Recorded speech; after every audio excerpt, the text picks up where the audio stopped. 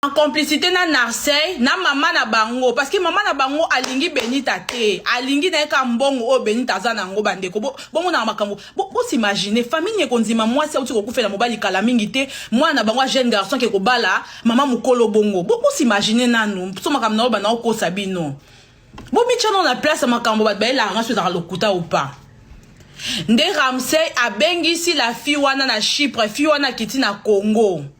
Mes chéris, quand la fille a débarqué na Congo, a commis qu'on fan dans le lopango ya ba mama ya ba Ramsey. Boyebika ba songi bazanga kate ngo bomona ki cousine ya Ramsey ayiki koloba ke Benita ezaka yo mote muto ana zemi. Yoka ate muto ana zemi mutaliboso. Mutu musupa ana zemi. Ha. Ramsey a foutu li fia na billet a quitté li na Congo na zemi ya munene a ke fandi na lopangu ya ba mama ya ba Ramsey na Mombele.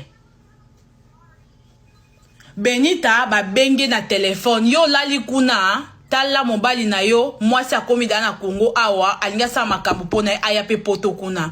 Benita même pas 2 semaines Benita na Congo. Benita so na ko sa sala vidéo to ta so en Congo te sala live. Benita so za na Congo te sala live cha elongi na yo to mono za poto ko cha vidéo te live. Si les choses que je suis en train de dire eza lokuta Benita sala live cha elongi na yo to mona so za na Congo te. Benita na Congo raison ya précipitation ya Benita vite fait na Congo eza parce que ayokaki mbanda na ye belle famille e bengisi na Congo. Benita zui avion mbangu aza na Congo siko na minso Benita na Congo. Benita na kin omoni c'est la vérité selon ba dire o ba pesinga ngate selon ba dire bozo mona ke makamna biso la vérité. Benita komi poto même pas 2 semaines a ozonga Congo mbang poani. Benita na Congo elle est au Congo ana kin siko ana kin bino mo ebi ka uti kozonga poto même pas 2 semaines pour le moment. Benita na kin azongeli kin précipitation ni azongi kin azongeli kin ni boye bisanga. Benita azongeli kin mbangu nini? Non, dites-moi pourquoi azongi kin mbangu? Benita soki nga makamna loba to ana besoin c'est la biso like ou l'acceptation sur na poto ou pas. Benita na Congo. Arrivé au Congo, boyebika bangala non? Bangala akomi Congo alati lingwanda. Baby singa alati lingwanda. Babi moi ko filmer place ane zaki te parce que bazaki na kati ndako. Ake ko simba mama bokilo na nzoto. Benita nzambe papa giazo lando partout. Ake ko simba mama bokilo na nzoto. Asimi mama ba Marseille na nzoto. Mama ba ya ba Ramsey na nzoto.